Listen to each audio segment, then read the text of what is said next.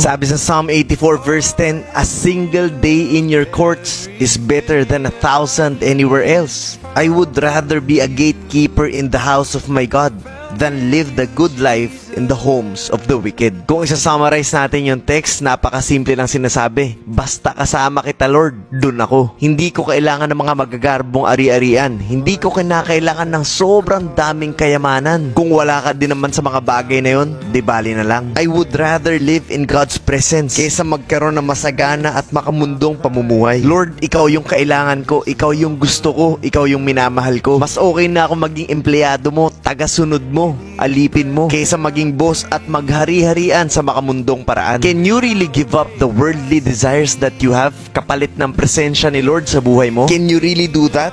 Or you only follow God when it is convenient? Alam kong alam mo yung tamang sagot, but you have to choose. Mabubuhay ba ako para kay Lord? Or mabubuhay ako para sa sarili ko? Gusto ko bang pasayahin yung mga tao? Or di bali na kung ano yung iisipin nila sa akin? Basta ang mahalaga kung anong iisipin ni Lord sa ginagawa ko. Guys, ang tagal nyo nang nanonood ng videos natin. It's time for you to decide because you are not meant to be comfortable when you watch our videos. Sana malinaw at naiintindihan nyo talaga yung message ng video na to.